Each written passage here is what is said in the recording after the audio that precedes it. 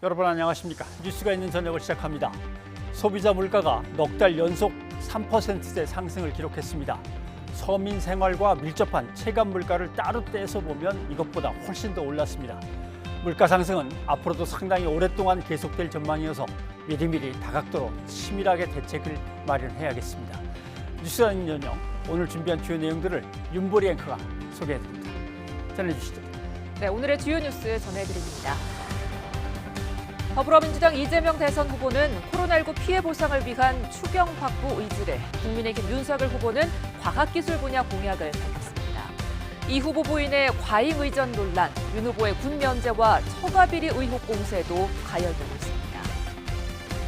여야는 오늘도 정부의 추경 증액을 강하게 압박했습니다. 하지만 홍남기 경제부총리가 대규모 증액이나 기존 예산 구조조정 불가 입장을 고수해 진통이 계속되고 있습니다. 코로나19 신규 환자와 재택치료자 증가에 대해 정부는 위중증 환자와 사망자가 늘지 않고 대응 여력도 유지되고 있다고 강조했습니다. 문재인 대통령은 확진자와 자가격리자도 투표할 수 있는 방안을 서둘러 마련하라고 지시했습니다. 베이징 동계올림픽 쇼트트랙 편파 판정에 대해 우리 선수단은 국제스포츠중재재판소에 제소하고 바흐 IOC 위원장에 직접 항의하기로 했습니다. 국제빙상경기연맹은 항의를 수용하지 않았습니다. 첫 소식입니다. 더불어민주당 이재명 대선 후보는 위기 극복 총사령관을 자임하며 코로나19 방역과 민생 행보에 주력했습니다. 김종인 전 국민의힘 비상대책위원장과 이상돈 전 의원에 이어서 윤여준 전 환경부 장관과도 만나면서 아직 마음을 정하지 못한 중도 보수층 공략에 공을 들이고 있습니다. 나연수 기자입니다. 더불어민주당 이재명 대선 후보는 코로나19 오미크론 대응을 위한 당내 긴급 점검 회의에 앞서 추가 경정 예산안에 대폭 증액을 요구하며 농성에 나선 자당 의원들부터 찾았습니다. 사람이 죽는데 정부 관료들이 형식적 논리에 빠져 있다며 추경 대폭 증액에 반대하는 정부를 압박했습니다. 재정 건전성보다 민생 안정성이 문제다. 재정 건전성을 지키는 이유가 다 국민의 삶을 보살피자고 하는 것인데 이게 지금 목적과 수단이 전도되고 있어요. 이어진 회의에서는 오미크론 변이의 양상이 이전과 다른 만큼 대책도 달라져야 한다며 유연하고 스마트한 방역을 주문했습니다. 큰 피해가 발생하고 있는 소상공인들을 위해서 일단 저희가 계속 요구하고 있는 3차 접종자에 대한 24시간 방역 제한 완화 꼭 해야 될 것 같습니다. 전통시장에서 소상공인, 자영업자 단체 대표단과도 만났습니다. 대통령에 당선되는 즉시 긴급 추경이나 긴급 재정 명령을 통해 50조 원가량을 지원하겠다고 거듭 약속했습니다. 위기를 극복하는 위기 극복의 총사령관이 되겠습니다, 여러분. 코로나19 방역에 지친 소상공인과 자영업자들의 마음을 돌리는 데 주력하는 한편 김종인 전 위원장, 윤여준 전 장관 등과 연쇄 회동에 나서며 중도 외연 확장에도 보폭을 넓히고 있습니다. 각각의 지층에서 자기 후보를 지지하지 않는 부동층이 많이 있다는 것이 이번 선거의 특징입니다. 그래서 이 부동층을 각각의 후보가 어떻게 잡느냐 싸움이거든요. 이와 함께 이 후보 측은 배우자 김혜경 씨의 과잉 의전 논란을 향한 여론 추이에도 촉각을 곤두세우며 대응 수위를 고심하고 있습니다. YTN 나연수입니다.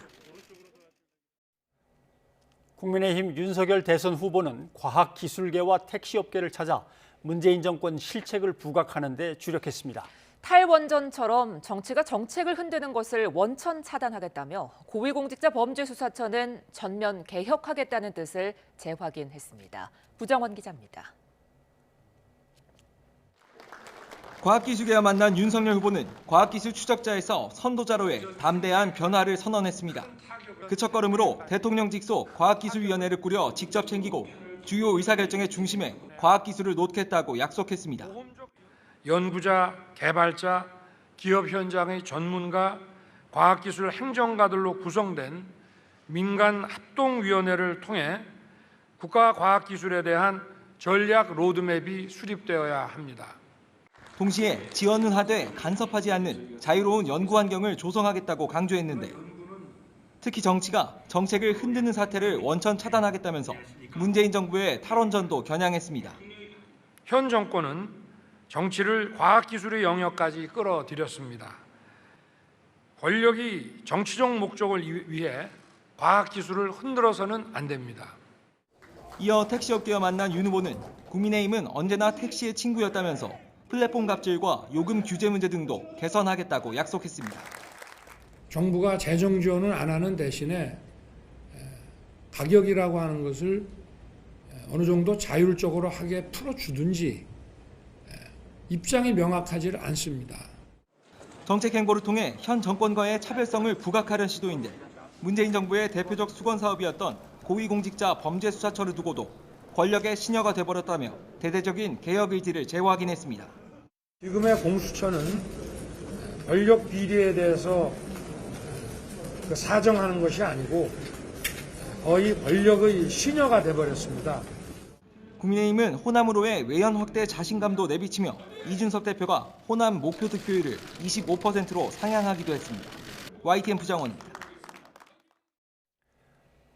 국민의당 안철수 대선 후보는 자신에 대한 단일화 언급은 기득권의 이미지 조작이라며 대선을 완주하겠다는 의지를 거듭 밝혔습니다. 하지만 양강 후보의 접전 속에 단일화 변수 불씨는 꺼지지 않고 있습니다. 박서경 기자입니다. 국민의당 안철수 대선 후보가 참석한 관훈클럽 토론회. 역시나 단일화에 대한 질문부터 쏟아졌습니다. 안 후보는 당선이 목표라고 일축하며 기득권 정당이 자신에게 단일화 이미지를 씌웠다고 주장했습니다.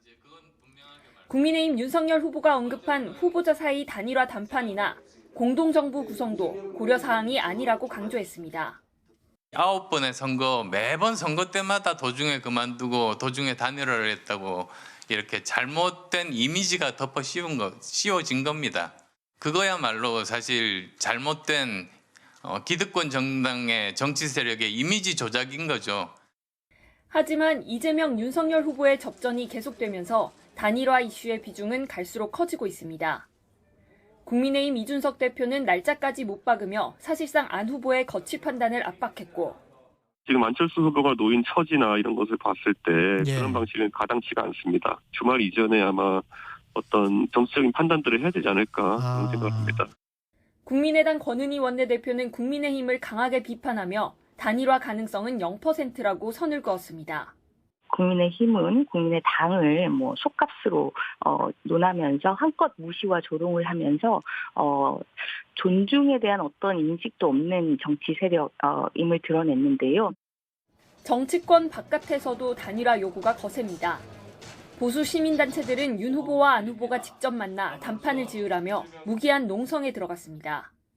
두 후보가 뭉그러 잠그고 안에 들어가서 아름다운 단일화를 결단하고 손잡고 나올 때까지 우리는 무기한으로 투쟁할 것을 선언드리면서 진보 정치를 다시 세우겠다며 독자 행보를 걷고 있는 정의당 심상정 후보는 농업 중심의 경제 전략을 담은 공약을 발표한 데 이어 미래 산업, 그린 경제의 핵심 전략 중에 하나로 생태 농업을 제안을 드렸다는 말씀 드립니다. 이런 생태 농업 전환을 통해서 우리 국민 모두의 건강을 지키고 기후위기에 적극적으로 대응하고자 합니다.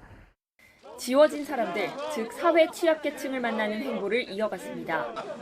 경기 안산 시화공단 노동자들과 만나선 노동권 사각지대에 놓인 사람들을 위한 정책을 약속했습니다. 야권 후보 단일화 문제에 각 당은 일단 거리를 두면서 단일화 고차 방정식의 해법을 모색하는 모습입니다. 대선 막판까지도 살아있는 변수가 될 거란 전망이 높습니다. YTN 박서경입니다. 국민의힘은 이재명 후보의 경기도지사 시절 공무원 사적 심부름, 대장동 논란에 대한 의혹을 추가로 제기했습니다. 이에 민주당은 윤석열 후보의 처가 비리와 군 면제 의혹으로 반격에 나서면서 네거티브 공방이 다시 격화하고 있습니다. 김태민 기자입니다. 추경 논의를 위한 국회 예결특별위원회 이틀째, 국민의힘은 과잉 의전 논란을 다시 꺼내들어 공세를 폈습니다. 새로 불거진 공무원 가족제사 동원 의혹 등을 언급하며 공직기강을 확립해야 하지 않느냐며 김부겸 총리를 압박했습니다. 가족제사에 또 그 경기도 소속 직원들을 동원하는 그러한 것이 방송이 되었습니다. 참 가관입니다. 이렇게 이 여당이 이러한 부분에서 참 공사 구분을 못하고 이러한 해명도 참 납득하기 힘든 국민 눈살 짚은 일이 없도록 하라는 그런 조금 기강을 한번 환기시키는 그런 일은 하겠습니다. 여기에 대장동 개발업자로부터 나온 돈이 남욱 변호사와 김만배 씨, 유동규 전 본부장을 거쳐 성남시장 선거 자금으로 쓰였다는 의혹도 새롭게 제기했습니다. 대여금 중 일부가 유동규에게 건너갑니다. 이것은 검찰 진술에 따른 것입니다. 남욱은 유동규가 이재명 시장 선거에 3억 넘게 썼다는 사실을 작년 초에 인지했음을 검찰에 진술했습니다. 이틀째 이어진 파상 공세에 민주당은 야당이 민생은 내팽개치고 네거티브에만 몰두하고 있다고 비판하며 반격에 나섰습니다. 윤석열 후보 처가의 전국 부동산 규모가 미니 신도시급이라며 이중 상당수는 투기를 노린 차명 보유가 의심된다고 지적했습니다. 미니 신도시를 한 가족이 보유하고 있는 셈입니다. 불법과 편법을 바탕으로 전국 각지의 부동산을 취득한 건 아닌지 국민검증이 꼭 필요합니다. 여기에 윤 후보의 부동산 보유세 완화 공약이 처가 이익을 위한 것 아니냐고 따져 물었습니다. 또 좌우 시력이 다른 부동시 증세로 군면제를 받았다는 윤 후보의 설명이 석연찮다며 법무부에 정보 공개를 청구하겠다고 나섰습니다. 병역 면제 당시와 검사 임용 당시의 신체 검사 결과가 다르다는 의혹을 받고 있습니다. 검사할 때마다 윤 후보의 시력은 부동시였다가 동시가 되고 다시 부동시로 왔다 갔다 한 것입니다. 민주당은 앞서 지난달 이재명 후보가 직접 일체의 네거티브 중단을 선언한 상황. 하지만 박빙의 판세 속 야당의 공세가 지지율에도 영향을 미칠 거란 위기감이 높아지면서 대대적인 역공에 나선 것으로 해석됩니다. 국민의힘 역시 연일 터져나오는 과잉의전 논란에 대한 수사를 촉구하며 연일 압박 수위를 높이고 있어 대선이 다가올수록 여야의 비방전은 가열될 것으로 보입니다. YTN 김태민입니다. 이재명 후보의 경기도지사 시절 부인 김혜경 씨가 공무원을 시켜서 도 예산으로 제사 음식을 준비한 게 아니냐는 의혹이 제기됐습니다. 하지만 민주당은 제사 음식은 이 후보의 개인 돈으로 샀고 도 예산은 이와 무관하게 규정에 맞게 사용됐다고 반박했습니다. 서운수 PD입니다. 지난해 3월 경기도청 5급 비서 배모 씨와 7급 A 씨가 나눈 텔레그램 대화입니다. A 씨가 배 씨에게 과일 가게에서 제사용품을 받아 사진 찍겠다고 말한 뒤 사진을 올리자 배 씨는 A 씨에게 성남시 순회동에 있는 이 후보 자택으로 물건을 전하라고 지시합니다. 해당 내용을 제보한 A 씨 측은 경기도청에서 미리 주문해둔 과일을 찾아 전달했다며 과일 가게에 전용 장부가 있어 결제하지 않고 찾아갔다고 주장했습니다. 결제가 어떻게 이뤄졌는지 확인하기 위해 과일 가게를 찾아갔지만 구체적인 내용은 파악할 수 없었습니다. 경기도청에서 여기 자주 이용했었나요? 아니요, 해본 적 없고요. 네, 장부 같은 거. 아니요, 그런 거 없고요. A 씨가 제사 음식을 산 날 경기도가 같은 가게에서 업무 추진비 43만 원을 사용한 사실이 알려지면서 이 후보가 도 예산으로 제사 음식을 산 게 아니냐는 의혹도 제기됐습니다. 또 제사 음식을 법인카드로 준비했던 것으로 추정된다는 취지의 언론 보도도 있었습니다. 사실이라면 참으로 점스럽고 찌질한 행태가 아닐 수 없습니다. 이재명 후보는 나라에 돈이 없는 게 아니라 도둑이 너무 많다는 말을 자주 인용했었는데 알고 보니 이재명 후보의 셀프 디스가 아니었나 싶습니다. 경기도 업무 추진비 집행 내용을 보면 A 씨가 과일을 받아온 것과 같은 업체에서 내방객 접대 명목으로 43만 원을 사용했습니다.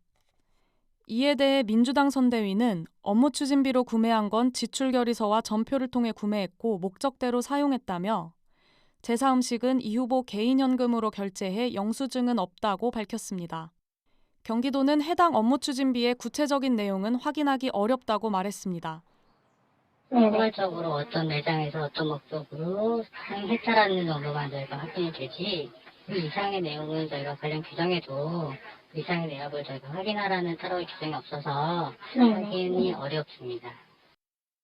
이어 조사나 수사가 진행되면 관련 서류를 제출하는 등 협조하겠다고 밝혔습니다. YTN 서은수입니다.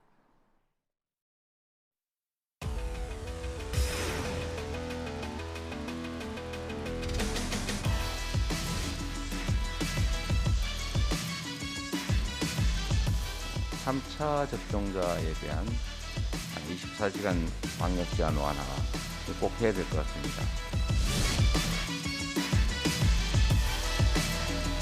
대통령 직속의 과학기술위원회가 필요합니다. 단일화 문제에 대해서는 제가 공개적으로 언급할 사안이 아니라고 생각합니다.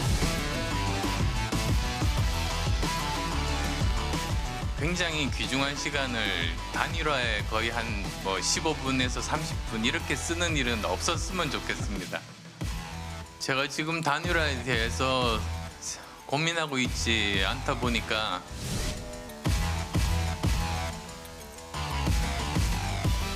중대재해기업처벌법도 유보되고 또 근로기준법도 일부 적용이 안 되고 가장 열악한 노동자들의 현주소이기 때문에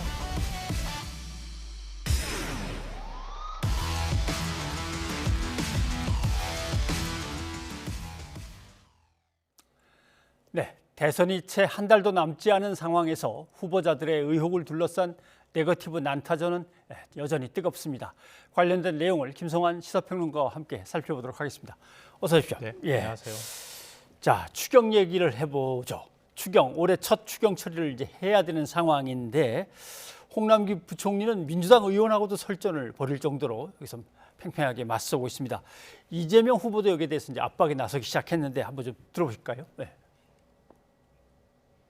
민주주의의 기본 원리를 근본적으로 부정하는 발언을 하는 게 현 정부에서 민주주의의 어떻게 보면 가장 수호자라고 자처하는 정부에서 이게 가능한 건지. 35조, 50조 얘기를 하는데요. 합의해서 가져오면 정부가 받아들여라. 그걸 어떻게 재정을 맡고 있는 사람이 이해 그렇게 합니까? 그걸 왜 민주주의의 자체를 부정한다고 얘기를 하십니까? 저는 의견을 같이 하기 어렵습니다. 네, 잘하셨고요. 이게 지금 정부의 관료들의 그 아주 형식적인 재정주의 그 함정에 빠져가지고 지금 사람이 죽는데 재정 건전성보다 민생 안정성이 먼저다. 재정 건전성을 지키는 이유가 다 국민의 삶을 보살피자고 하는 것인데 이게 지금 목적과 수단이 전도되고 있어요. 네, 이재명 후보는 지금 민생이 어렵다. 그다음에 민심도 나빠지고 있는데 그걸 좀 적극적으로 좀 지원을 해줬으면 좋겠는데 왜 그러는 것이냐 이렇게 이제 반박을 합니다. 추경안 처리가 어떻게 될 것 같습니까? 일단 대단히 유감스럽다 이런 생각을 먼저 하게 되는데요. 예. 왜냐하면 정치권에서는 모든 걸 표로 지금 계산하고 있는 거 아닌가 싶어요. 그렇죠. 지금 방역이 강화되고 난 다음 한 2달쯤 지금 되고 있는 상황이라서 소상공인들의 고통이 그 어느 때보다 좀 심한 상황이거든요. 예. 그런데 지금 추경을 통해서 방역을 통해서 고통받는 것에 대한 최소한의 보상도 해주지 않는다. 예.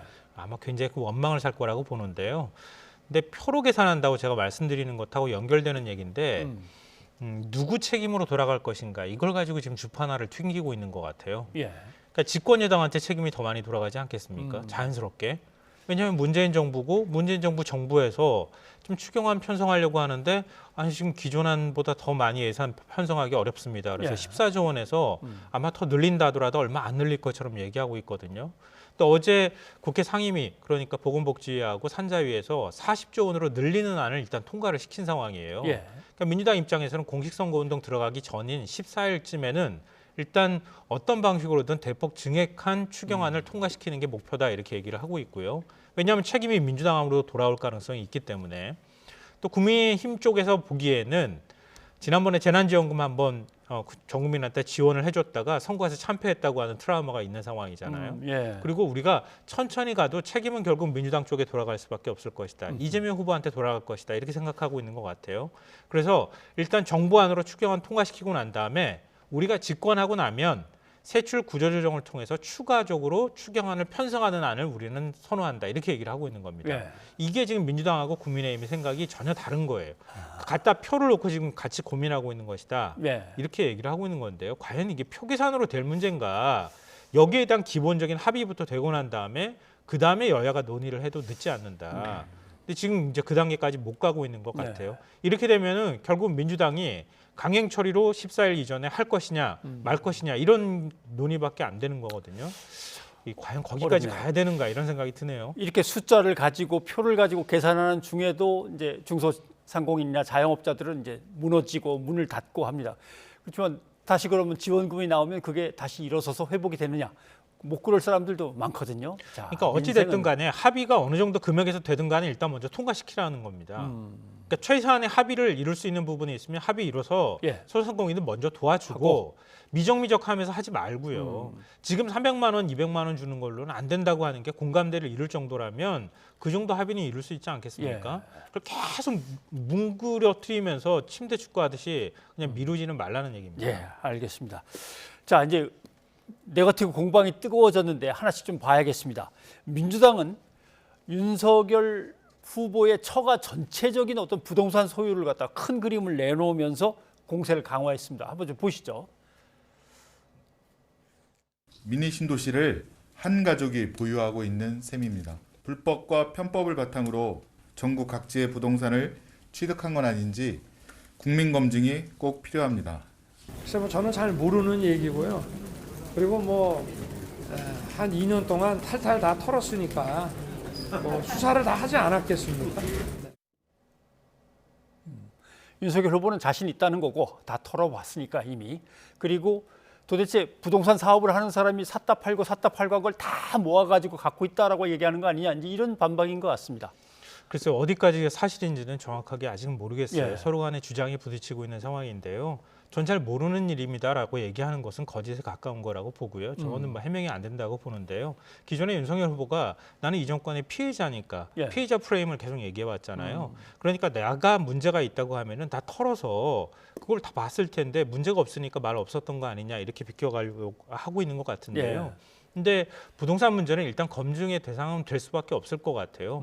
왜냐하면 지금 민주당에서 얘기하는 것처럼 판교 신도시급 정도의 미니 신도시 규모의 땅을 가지고 있을 정도라면 처가가 특히 장모하고 지금 이게 단순히 장모가 개인적으로 소유한 땅이 아니라 장모 가족회사 그리고 김건희 씨가 소유하고 있는 코바나 콘텐츠 이 세 군데를 합쳐서 지금 얘기를 하고 있는 거거든요. 근데 왜냐하면 장모하고 장모 가족회사에 다 같이 들어가 있어요. 그렇죠. 김건희 씨도 같이 들어가 있거든요. 근데 이런 문제하고 연결이 되는데 이게 공시가격으로만 따져도 344억이 해당이 된다고 하는데 이걸 아무 일 없습니다라고 말하는 것은 저 국민들한테 상식적으로 설득력이 좀 떨어지는 것이다 이렇게 생각하고요. 근데 이게 뭐가 문제가 되냐면 김건희 씨 재산이 갑자기 60억이 됐잖아요. 윤석열 후보 재산도 같이 이제 부부 재산 신고할 때 나왔던 건데요. 근데 김건희 씨가 코바나 콘텐츠에서 받았다고 하는 돈 그리고 건강보험료가 7만 원 냈다고 하잖아요. 그러면 돈이 생길 구멍이 없다. 그동안에 제기됐던 의혹이란 말이에요.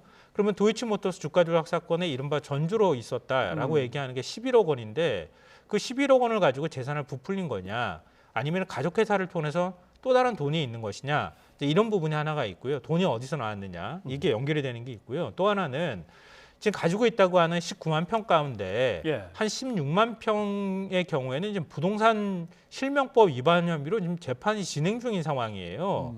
그러니까 차명 보유 의혹이 나오는 상황인 거고요. 그리고 송파구에 있는 땅 그리고 경기 양평군에 있는 땅 이것도 역시 차명 보유 의혹과 그다음에 농지법 위반 혐의를 받고 있는 상황이거든요. 의혹을 받고 있는 상황이거든요. 그러니까 이것도 역시 실정법 위반에 해당이 될 수 있다. 이것에 의혹 제기가 있을 때 윤석열 후보는 무슨 문제가 있습니까?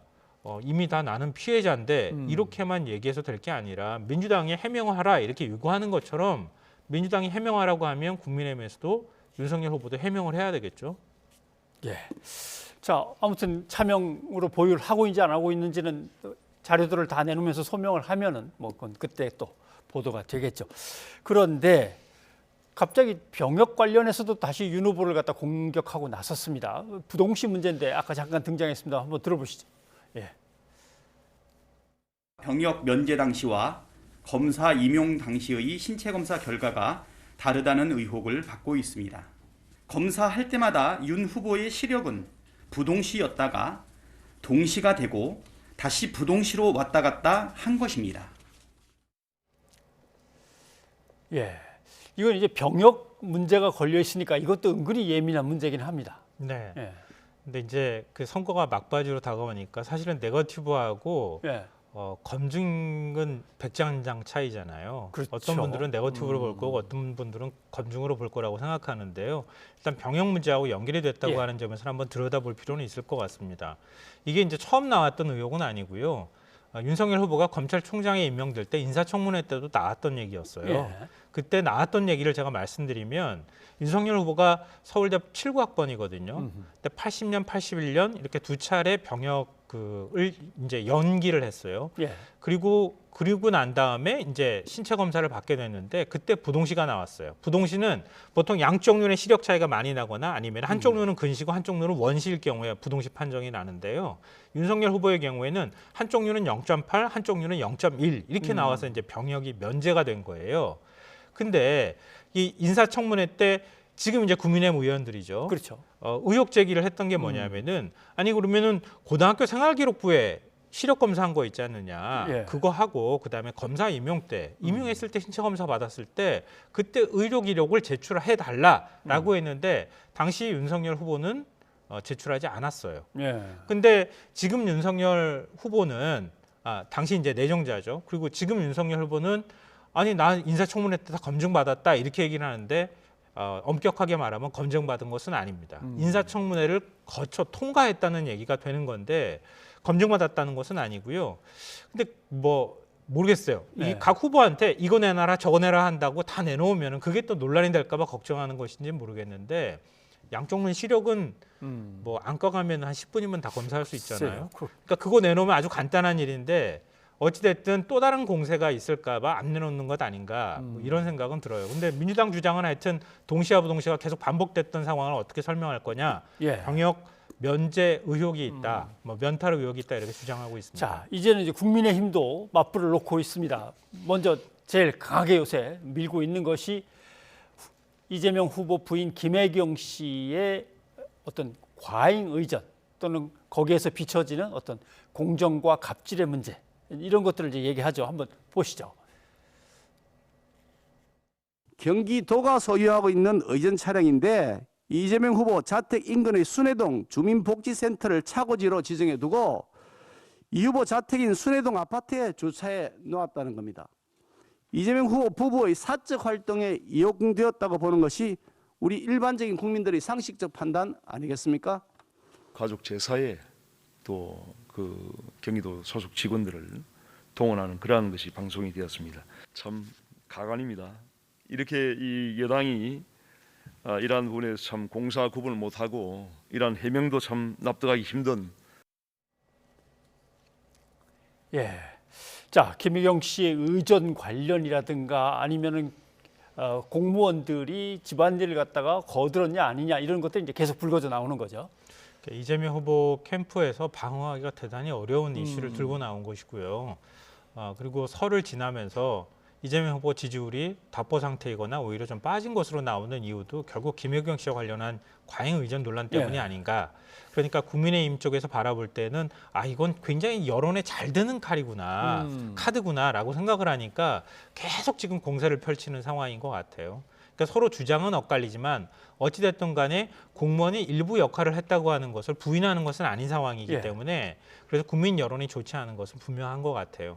그러니까 국민의힘에서는 계속 뭐 언론에서도 마찬가지지만 뭐 제보자하고 어떤 관계가 있는지는 모르겠으나 계속 사안을 잘게 쪼개가지고 지금 계속 공개하고 있거든요. 그렇죠. 예를 들면 명절 선물 얘기 나오고 명절 선물하고 크게 다르지 않은 제사 음식 얘기 나오고 그러고 난 다음에 관용차 얘기 또 꺼내고 차 나오고 이런 식으로 계속 의혹 제기를 끌고 가면서 결국은 이재명 후보에 대한 비호감도를 높이면서 선거에서 부정적인 영향을 끼치려고 하는 의도를 담고 있는 것이다. 정치공학적으로 해석하면 그렇게 볼 수 있을 것 같아요.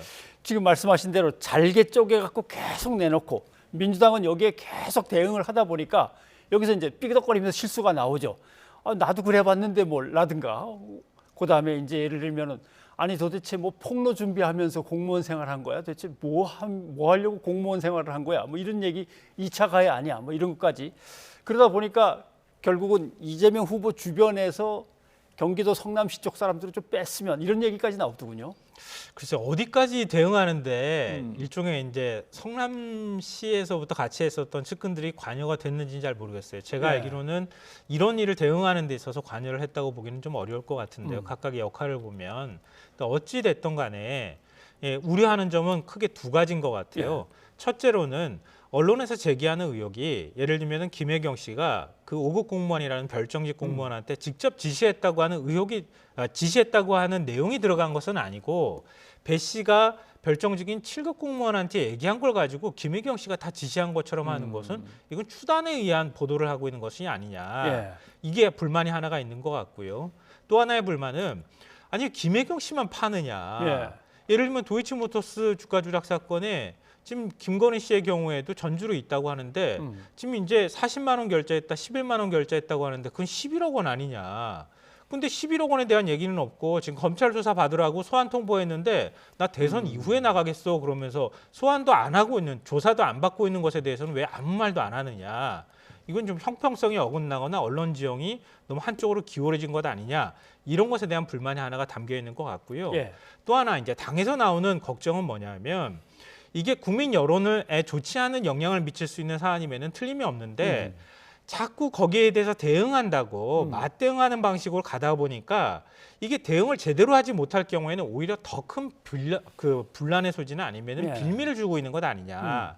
그러니까 이재명 후보하고 김혜경 씨가 각각이 사과의 의사를 표명했음에도 불구하고 다시 논란을 만들지 말고 좀 진지한 자세로 이번 문제를 접근하려고 하는 태도를 보여줘야 되는 것 아니냐.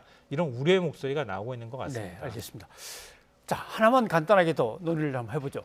단일화하면 결국 윤석열 후보와 안철수 후보를 얘기하는 게 돼버리는데 지금 상황에서는 뭐 양쪽 당의 대표들은 다 안 한다고 하는 건 분명한데 진짜 가능성이 있는 겁니까 없는 겁니까?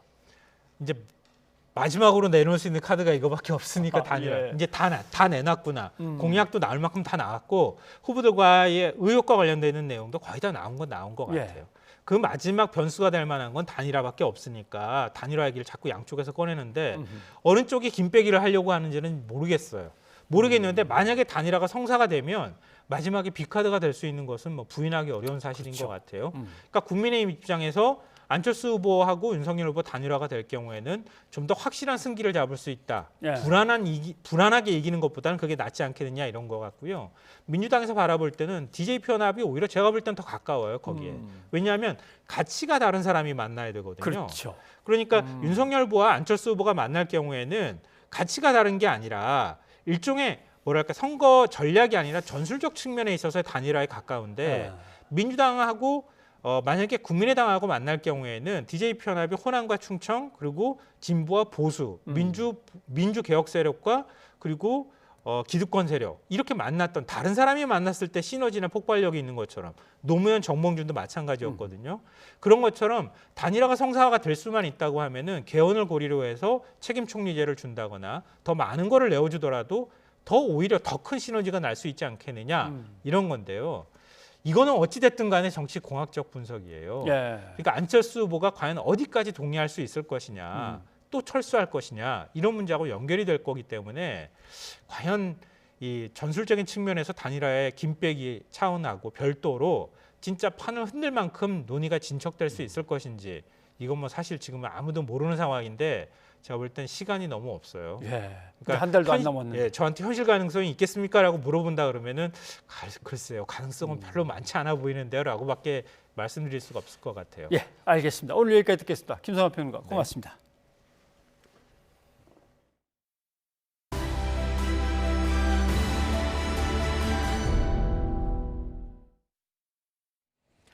대선을 앞두고 급증하는 확진자와 자가격리자들의 투표권 제한이 예상되면서 문재인 대통령은 관련 대책 마련을 지시했습니다. 정치권도 선거법을 개정해 대선 당일 투표 종료 시간인 6시 이후에 확진자와 자가격리자가 별도로 투표하는 방안을 추진하고 있습니다. 백종규 기자입니다. 정부는 다음 달 초 코로나19 하루 확진자가 13만 명에서 17만 명까지 급증할 수 있다는 우려 섞인 전망을 내놨습니다. 그렇게 되면 다음 달 9일 대선 당일에는 재택치료자가 100만 명에 이를 가능성도 있습니다. 문제는 다음 달 5일 사전 투표가 끝난 뒤 9일 선거일 이전에 코로나에 확진되면 투표할 방법이 없다는 겁니다. 확진자 전용 투표소도 마련되지 않아 지금으로서는 투표권 행사가 불가능합니다. 상황이 이렇자 문재인 대통령은 대책 마련을 서두르라고 지시했습니다. 문 대통령은 확진자와 자가격리자도 투표권이 보장돼야 한다며 관계 부처는 마련 중인 대책을 조속히 확정해 투표권 행사에 차질이 없도록 하라고 강조했습니다. 한 표 한 표가 당락을 가를 중대 변수로 작용할 수 있는 만큼 정치권도 대책 마련에 나섰습니다. 확진자 그리고 격리자의 참정권 보장을 위한 여야 간의 초당적인 대책 마련이 필요하다는 말씀을 드립니다. 투표권은 가장 신성한 권리입니다. 지금부터라도 국민이 믿을 수 있는 대책을 반드시 마련해야 할 것입니다. 여야는 대선 당일 투표 종료 이후인 오후 6시부터 9시까지 확진자 등이 별도로 투표할 수 있도록 공직선거법을 개정하는 방안에 대해 논의를 이어가기로 했습니다. 정부도 시간대를 분리하거나 차량에서 투표하는 드라이브 스루 방식 도입 등을 검토하고 있습니다. 드라이브 스루 방식의 이런 방법들 최대한 제한해 주신 것들 선관위랑 같이 검토해서 참정권 보장할 수 있는 최대한의 방법 등을 검토하겠습니다. 국회는 내일 노정희 선관위원장이 출석한 가운데 정치개혁특위와 행정안전위원회를 잇따라 열어 선관위의 입장과 구체적 방안을 논의합니다. 정부는 오는 15일 선거관계장관회의에서 확진자 투표권 보장 방안을 최종 결정할 예정입니다. YTN 백종규입니다. 오미크론 변이 확산세가 계속되면서 코로나19 신규 환자는 나흘째 3만 명대를 기록하고 재택 치료자 수도 16만 명에 육박했습니다. 방역당국은 유행 추이와 의료 여력 등을 종합적으로 검토해 사회적 거리 두기 완화 여부를 결정할 것이라고 밝혔습니다. 이동우 기자입니다. 코로나19 신규 환자는 나흘째 3만 명대를 기록했으며 이는 일주일 전의 2배, 2주 전보다는 4.3배 증가한 것입니다. 전파력이 강한 오미크론이 92% 넘게 차지하며 지배종으로 자리 잡으면서 코로나19 확산세가 지속되는 상황입니다. 당국은 설 연휴 이동량 증가에 따른 확진자 발생이 이번 주 중에 집중될 것이며 이달 말쯤 하루 확진자 규모가 최대 17만 명에 이를 것이라고 전망했습니다. 높은 전파력을 보이는 오미크론 변이의 영향으로 2월 말경에는 국내 확진자가 13만 명에서 17만 명 수준까지도 발생할 수 있을 것으로 전망하고 있습니다. 확진자가 급증하면서 재택치료 대상자는 하루 만에 12,000여 명 늘며 16만 명에 육박했습니다. 정부가 관리할 수 있는 최대 인원 17만 3천 명의 92% 수준입니다. 이게 사실 90%가 이제 재택 관리를 하는 건데 지금 이게 10만 명이 발생한다 그러면 사실 9만 5천 명 이상이 하루에도 이렇게 재택 관리 숫자가 늘어나는 그런 상황이거든요. 결국 다음 달 초쯤이면 재택 치료자가 100만 명에 이를 것이라는 전망입니다. 하지만 방역 당국은 유행 추이와 의료 여력 등 종합적인 검토를 통해 사회적 거리 두기를 완화할지 결정하겠다는 입장입니다. 확진자가 증가하더라도 위중증, 치명률이 계속 안정적으로 유지되고 의료체계 여력이 충분하다면 방역 규제를 단계적으로 해제하면서 일상 회복을 다시 시도하기로 논의를 하였습니다. 확진자 증가에도 위중증 환자나 사망자 규모가 늘고 있지는 않아 의료 여력이 충분하다는 설명입니다. 또 현재의 검사 체계로는 무증상 감염자를 일부 놓칠 가능성도 있지만 백신 접종률이 높아 대처가 가능하며 특히 중증과 사망 피해를 최소화하는 데 현재의 방역 전략이 맞춰져 있다고 강조했습니다. YTN 이동호입니다. 내일부터 확진자와 밀접 접촉자 관리 기준이 바뀝니다. 확진자의 격리 기간은 증상과 백신 접종력에 관계없이 7일로 단축되고 확진자와 함께 살아도 예방접종을 마치지 않은 사람만 격리 대상이 됩니다. 홍주혜 기자입니다. 이제 코로나19에 감염됐을 때 격리 기간은 검체 채취일로부터 7일입니다. 증상이나 예방접종력에 관계없이 똑같이 적용됩니다. 밀접 접촉자라고 해도 예방접종을 마치지 않은 동거인만 격리 의무를 집니다. 확진자를 통해 격리 통보를 받고 확진자와 마찬가지로 7일간 격리하다 해제 전 PCR 검사에서 음성이 나오면 격리에서 풀려납니다. 공동 격리하던 동거인 가운데 새로 확진자가 나오면 해당 확진자만 7일 격리하고 나머지는 추가 격리하지 않습니다. 공동 격리되시는 분들이 그 최초 확진자가 격리가 해제될 때까지만 그 격리 통보를 받으시고 그 이후에는 3일간 정도의 자율적인 주의 행동으로서 그렇게 관리를 받으시게 됩니다. 2차 접종 후 14일이 지나고 90일이 되지 않았거나 3차 접종을 마친 동거인은 격리 대상에서 제외됩니다. 대신 일상생활을 하면서 의심 증상이 있으면 보건소에서 검사를 받는 수동 감시만 따르면 됩니다. 변경된 확진자와 접촉자 관리 기준은 기존 대상자에게도 소급 적용됩니다. 자가격리 앱도 없애고 격리 준수 여부를 자율에 맡기다 보니 감염 확산을 제대로 막을 수 있을지 우려도 커지고 있습니다. GPS가 이제 없어지기 때문에 만약에 확진자가 밖에 나가서 뭐 카페를 가든지 식당을 가든지 쇼핑을 한다든지 하는 것들에 대한 체크는 하지 않는 상황이기 때문에 국민들이 좀 자율적으로 그런 지침을 잘 지켜달라 하는 방역당국의 부탁이죠. 이런 가운데 정은경 질병관리청장은 신속 항원 검사 결과만 갖고도 먹는 치료제를 투여하는 시점을 검토하고 있다고 밝혀 팍스로비드 처방을 더 확대할 가능성을 내비쳤습니다. YTN 홍주혜입니다. 코로나19에 감염돼도 60살 미만으로 고위험군이 아니면 집에 머물면서 스스로 관리해야 합니다. 기존 전화 모니터링이나 자가격리 키트도 받지 못하는데 갑자기 증상이 나빠진다면 어떻게 해야 할까요? 응급상황 대처 방법 이형원 기자가 알려드립니다. 오미크론 변이 확산의 확진자가 급증하자 정부는 재택치료 방식을 이원화했습니다.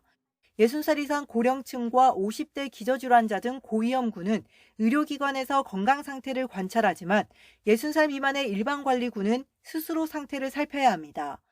기존에 지급되던 체온계와 산소포화도 측정기 등 재택치료 키트도 받을 수 없습니다. 환자 본인이 갖춰두지 않으면 기본적인 건강 상태 점검 수단도 없는 사실상 무방비 상태가 될 수 있다는 지적이 나오는 이유입니다. 젊은 층이라 하더라도 기저질환이 얼마든지 많은 사람들이 가지고 있을 수가 있고 증상이 없다고 해도 산소포화도가 떨어지는 상황이라면은 굉장히 위중증으로 갈 가능성이 높기 때문에 일단 조기 치료를 해야 되는 상황이고. 정부는 재택치료자 가운데 병원 이송은 1.9%, 생활치료센터 입소는 1.1%, 응급실로 옮긴 비율은 0.4%에 그쳐 실제 응급 상황이 발생하는 일은 드물다고 평가했습니다. 특히 오미크론 우세화 이후에는 응급 의뢰도 하루 한두 건으로 델타 유행 때의 10분의 1 수준에 불과하다고 강조했습니다. 물론 일부 증상이 악화한다면 동네 병의원 비대면 진료나 외래진료센터를 방문할 수 있습니다. 격리 중이라도 보건소에 별도 신고 없이 외래센터를 찾아 재빨리 치료받을 수 있도록 한 겁니다. 밤에 응급 상황이 발생하면 재택치료 상담센터나 119에 전화하면 됩니다. 이 서울시 같은 경우에는 서울의 강남, 강북으로 나눠서 의사가 20명 정도 그리고 또 한편으로는 간호사도 15명 정도 같이 이렇게 상시 대기하면서 전화를 받도록 되어 있습니다. 한편 임신부나 미접종자, 50살 미만 기저질환자를 일반관리군이 아닌 집중관리군에 포함할 계획은 없다는 게 정부 입장입니다. 다만 임신부 확진자는 발열 등 증상이나 분만 기미가 있으면 별도로 관리하고 미접종자가 많은 소아는 소아청소년과와 협업해 비대면으로 지켜볼 수 있는 체계를 갖추고 있다고 설명했습니다. YTN 이영훈입니다.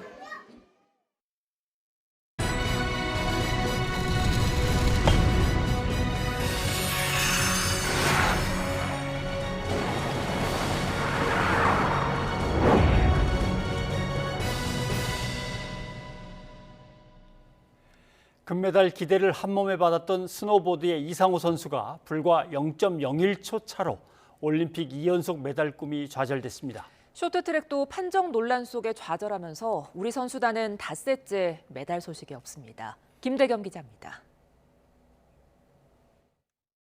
배추보이 이상호는 월드컵 랭킹 1위답게 초반 무서운 기세를 보였습니다. 예선 전체 1위에다 16강전 이탈리아 선수를 가볍게 제압하며 기대감을 높였습니다. 하지만 8강 고비를 넘지 못했습니다. 소치 이관왕 빅와일드에 불과 0.01초 차로 뒤져 4강 진출에 실패했습니다. 4년 전 평창 은메달 아쉬움을 달래려던 목표도 예상 밖 결과로 마무리하게 됐습니다. 안타까운 탄식은 쇼트트랙부터였습니다. 혼성계주에 이어 개인전 500m와 1000m까지 실수와 황당한 판정 탓에 줄줄이 노골드.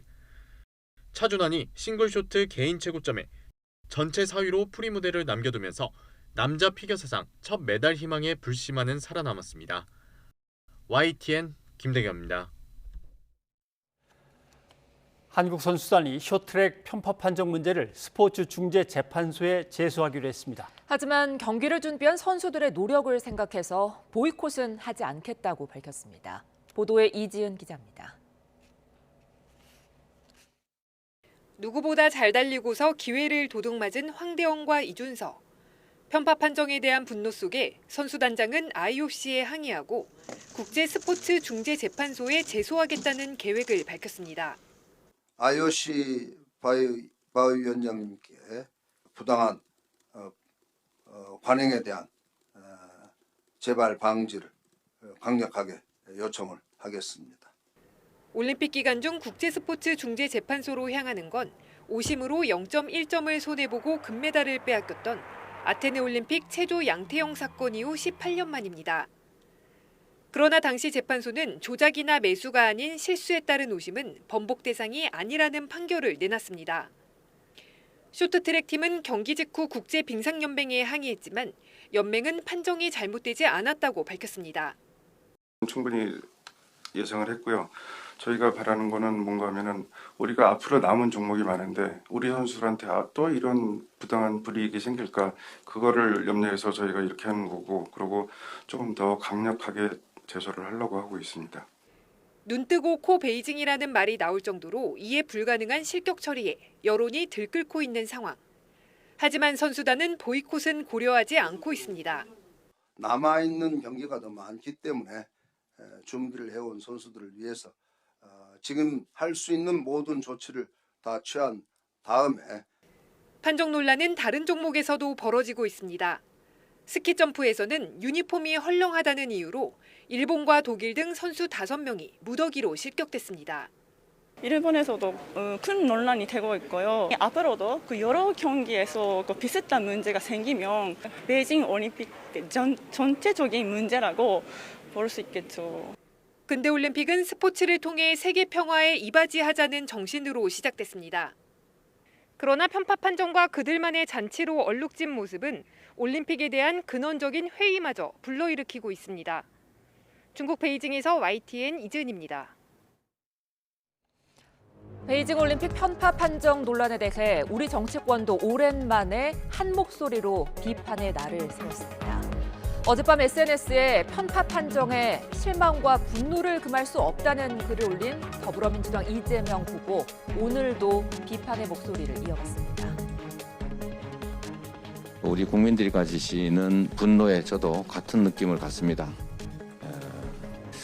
지구촌 화합의 장이어야 될 북경 올림픽이 이게 자칫 동네 잔치로, 중국 동네 잔치로 이렇게 좀 변질되고 있다는 그런 아쉬움이 들고, 이 올림픽의 기본 정신이 공정성인데 이거 훼손해 가면서 단기적으로는 중국 국익에 도움이 될지 혹시 모르겠지만, 그러나 결국은 지구촌 화합을 해치는, 또 우리 국민들께서 이렇게 분노하게 하는 정말 좋지 않은 결과를 만들어내고 있다는 점을 다시 한번 지적하고 강한 유감의 뜻을 표시합니다. 국민의힘 윤석열 후보도 선수들의 분노와 좌절에 대해 깊이 공감한다며 비슷한 입장을 밝혔는데요. 들어보시죠. 우리 선수들의 그 분노와 그 좌절에 대해서 깊이 공감하고 우리 선수들의 그 위로의 마음을 전하고 싶습니다. 어떻게 보면 그 아이들이 커가면서 공정한 그 스포츠의 룰을 배워가면서 민주주의라는 것을 배워갑니다.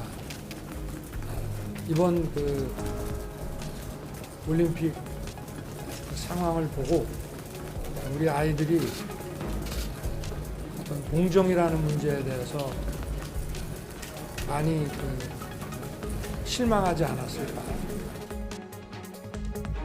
심상정 정의당 후보 역시 공명정대한 올림픽이 돼야 한다고 촉구했고, 국민의당 안철수 후보는 아예 중국이 판정을 취소하고 대한민국의 금메달을 돌려줘야 한다고 주장하기도 했는데요. 자, 여야 후보들 모두 특히 공정이라는 단어를 강조했죠. 다분히 2030 세대의 정서를 의식한 것이라는 평가도 나오는데요. 은근슬쩍 이번 논란을 선거에 대입하며 상대 진영 비판에 활용하기도 했습니다. 김용민 더불어민주당 의원은 SNS에 국민의힘이 집권하면 매일 올림픽을 보는 심정일 것이라며 불공정이 일상이 될 것이라는 글을 올렸다가 삭제했고, 이양수 국민의힘 선대위 수석대변인은 지난 5년 친중 정책의 대가가 무엇인지 성찰하길 바란다며 판정 논란을 현 정부를 향한 비판의 도구로 이용했습니다. 정치권뿐 아니라 연예계 스타들도 관련 목소리를 내는데요. 여기서 뜻밖의 전쟁도 벌어졌습니다. 방탄소년단의 멤버 RM이 SNS에 황대현 선수의 경기 장면에 박수와 엄지를 치켜 세우는 이모티콘을 덧붙여 올리자 중국 누리꾼들이 몰려와서 항의 댓글로 도배를 한 건데요. 하지만 이 같은 중국 누리꾼들의 댓글 테러에 방탄소년단의 전 세계 팬들이죠. 이른바 아미가 즉각 대응에 나서면서 오히려 편파 판정 논란이 각국으로 더 확산하는 역풍을 맞고 있습니다. 뉴스가 있는 저녁 윤보리입니다.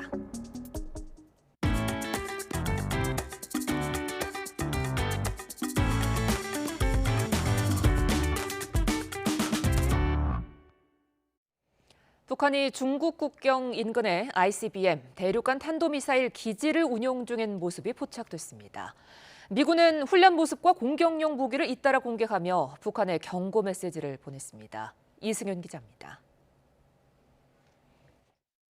미국 싱크탱크인 전략국제문제연구소가 북한이 자강도 화평군에서 운용 중인 ICBM, 대륙간 탄도미사일 기지라며 공개한 위성 사진입니다.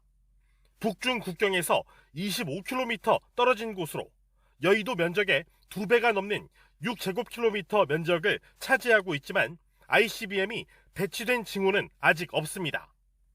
연구소는 단기에 ICBM을 배치할 수 없을 경우 대신 IRBM, 중거리 탄도미사일이 배치될 것으로 예상했습니다.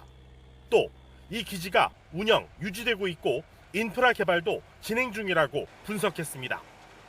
북한이 중장거리 미사일의 실전 배치를 앞두고 조성한 것으로 풀이되는데, 군은 평소 예의주시하던 북한 내 주요 시설 중 하나라고 밝혔습니다. 해당 지역의 동향과 활동에 대해서는 한미 정보 당국이 긴밀한 공조하에 관련 동향에 대해서 면밀히 추적 감시하고 있습니다. 이런 가운데 지난 2일 미 공군은 한반도 상공에서 F-16 전투기의 공중급유 훈련을 실시했습니다. 이어 4일엔 찰스 브라운 미 공군 참모총장이 주한 미 7공군을 대상으로 지난달은 세계 안보 환경이 가장 역동적이었던 시간이었다며 철저한 대비태세를 강조했습니다. 같은 날 폴 러케머라 주한미군 사령관은 군산 미 8 전투 비행단을 방문해 정밀 유도 무기인 합동 정밀 직격탄을 전투기에 장착하는 모습을 지켜봤습니다. 북한이 지난달 30일 중거리 탄도미사일을 발사한 지 며칠 안 된 시점인 만큼 미국이 대비태세를 강조한 가운데 우회적인 대북 경고 메시지를 보낸 것으로 풀이됩니다. YTN 이승윤입니다. 미국과 중국이 대치 중인 남중국해에서 미군 최신의 전투기가 침몰하는 사고가 지난달 24일에 있었습니다. 이 사고 당시의 영상이 승인 없이 유포돼 미국이 촉각을 곤두세우고 있습니다. 호준석 기자입니다. 남중국해에서 훈련하던 미군의 최신의 전투기 F-35C가 항공모함 칼 빈슨호로 귀환합니다. 그런데 이번엔 모니터를 통해 촬영된 당시 상황. 전투기가 항공모함 갑판에 충돌한 뒤 미끄러집니다. 이번엔 또 다른 각도. 충돌한 전투기가 갑판을 완전히 가로지른 뒤 바다로 빠져버립니다. 항공모함 승무원들이 황급히 뛰어나오고 불을 끄기 위해 물줄기가 솟아오릅니다. 조종사는 안전하게 탈출했고 항공모함 승무원 6명이 경상을 입는 데 그쳤지만 한 대에 1,200억 원짜리 전투기는 남중국해로 침몰했습니다. 남중국해는 중국과 타이완, 동남아 국가들로 둘러싸인 영유권 분쟁 해역. 중국 외교부는 우리는 그들의 비행기에 관심이 없고 이런 사고가 처음도 아니라며 시큰둥하게 반응했지만 미국은 핵심 전력인 F-35 기체가 중국 손에 넘어가지 않도록 회수작전에 총력을 기울이고 있습니다. 이런 가운데 민감한 사고 영상이 유출되자 미 해군은 유포자 색출에 나섰습니다. F-35C는 F-35 전투기 중 항공모함용이며 사고 원인은 아직 밝혀지지 않았습니다. YTN 호준석입니다. 네, 동계올림픽 편파 판정에 메달을 못 따서 많이 속상하시죠. 그런데 스포츠가 아니라 우리 기업들이 참가하는 올림픽을 연다면 어떻게 될까요? 전경련이 국가별 기업 경쟁력을 분석해서 메달 순위를 집계했습니다. 한번 보십시오.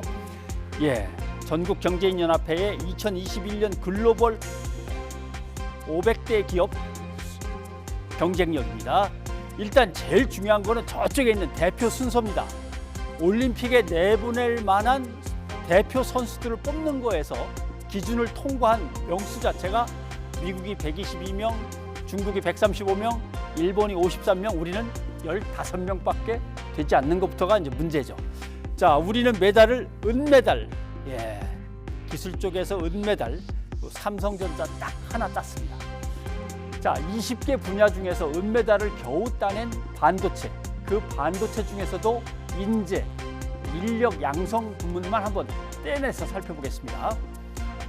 반도체는 이 정도로 성적이 좋습니다. 그런데 대한민국에는 국책 반도체 전문 연구소가 없습니다. 민간 기업들이 알아서 교육시키고 해외에서 인재들을 골라서 어떻게든 데려오고 있습니다. 그런데 이제는 나라마다 유능한 반도체 기술 인력을 철저히 유출하지 않도록 통제하고 막아서고 있습니다. 우리가 필요로 하는 반도체 기술 연구는 우리가 길러낸 인재가 우리 땅에서 연구해서 내놔야 하는 게 이제 절실합니다. 자, 그다음 보시면 나라마다 난리가 났습니다. 미국은 반도체 지원법 만들어가지고 연구센터를 설립했고요. 대만 같은 경우는 대학마다 반도체학과가 다 있습니다. 중국은 반도체 전문대학을 계속 단과대학을 확대하고 있습니다. 난징대학, 칭화대학, 선전기술대학, 유명한 대학들마다 이제 반도체 전문 단과대가 설립되고 있고, 일본은 고등 전문학교에 반도체 과정을 계속 운영 중인 거고, 유럽도 반도체 지원법을 곧 발표한다고 합니다. 그러면 우리는 어떤 방안이 있을까요? 물론 여기를 다 해야죠. 우리는 일단 다른 나라들을 쫓아가야 됩니다. 법은 급히 만들었습니다. 지난해 통과시키려다 못했고 국회에서 처리가 늦어져서 올해 1월 달 말에 통과가 됐습니다. 보시면 국가첨단전략산업특별법, 반도체 지원특별법이 아니라 뭉뚱그려갖고 이렇게 됐습니다. 전문 인력 확보를 위해서 기업이 부탁을 하면 대학에다가 계약해서 학과를 갖다 운영한다, 이런 뜻이고, 특성화 대학원을 대학이 만들면 지원하겠다, 이런 뜻입니다. 그 다음에 전략산업종합교육센터, 반도체 훈련센터면 반도체 훈련센터고 AI 훈련센터면 AI지, 이걸 그냥 다 묶어가지고 훈련센터를 하나 만든다는 뜻인 것 같습니다. 이게 제대로 만들어진 걸까요? 평가를 해보겠습니다. 첫째, 제일 중요한 것 중에 하나가 반도체 공장은 다 수도권에 몰려 있는데 수도권 대학의 반도체 정원이 늘어야 되는데 이번에 빠졌습니다. 왜냐하면 수도권 인구가 자꾸 커지는 것을 막아야 된다라고 하는 명분 때문에 결국 드러냈습니다. 그 다음, 기업들이 필요한 기술 교육을 직접 현장에서 시킬 테니까 정부는 교육 예산으로 지원해 주십시오라고 했는데 기업이 무슨 학교를 운영하냐, 이것도 제껴버렸습니다. 그 다음에 반도체의 특성상 계속 근무를 하면서 빨리빨리 만들어야 되는데 밤새워서 좀 탄력적으로 운영하면 안 될까요? 라고 했는데 이것도 명분상 안 된다고 빼버렸습니다. 자, 핵심은 거의 다 빠져버린 맹탕이라고 지적받고 있습니다. 게다가 또 이제 시행령을 만들어야 되는데 그러면 또 싸우다가 다투다가 또 깎여나가고 할 게 뻔하죠. 대통령 선거 끝난 다음에 철저하게 다시 보완해야 합니다. 전상욱의 앵커 리포트였습니다. 네, 오늘 저희가 준비한 소식은 여기까지입니다. 네, 저희는 내일 다시 찾아뵙겠습니다. 여러분 고맙습니다.